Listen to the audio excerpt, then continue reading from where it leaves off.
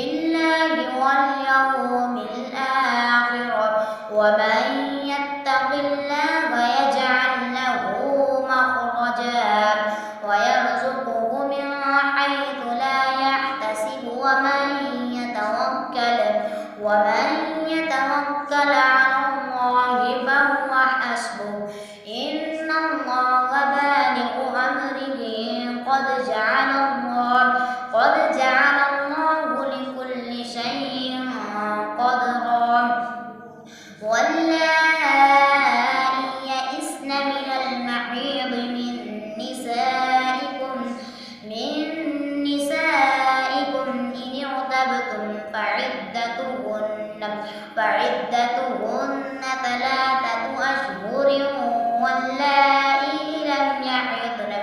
وأولاة الأحمال أجلهن أن يضعن حملهن ومن يتق الله يجعل له من أمره يسرا ذلك أمر الله أنزله إليكم ومن يتق الله يكفر عنه سيئاته ويعظم له أجرا أسكنوهن من حيث سكنتم من وجدكم فلا تضاروهن لتضيقوا عليهن وإن كن أولات حمل فأنفقوا عليهن حتى يضعن حملهن فإن أرضعن لكم فآتوهن أجورهن واعتمروا بينكم بمعروف وإن تعاسرتم فسترضع له أخرى لينفق ذو سعة من سعته ومن قدر عليه رزقه فلينفق مما آتاه الله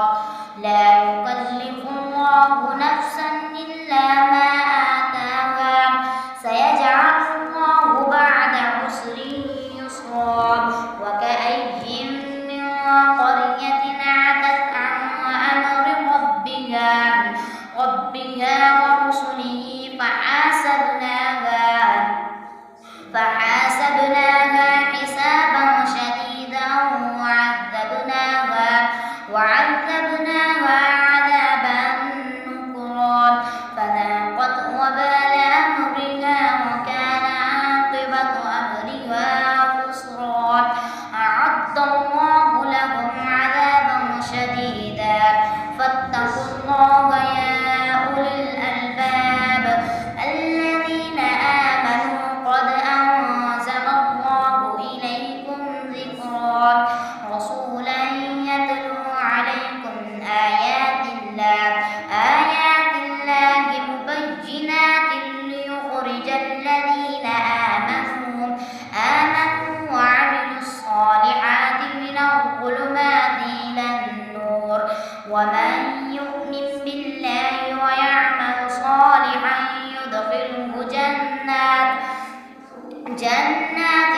تجري من تحتها الأنهار خالدين فيها أبدا قد أحسن الله له رزقا الله الذي خلق 7 سماوات ومن الأرض مثلهن يتنزل الأمر بينهن لتعلموا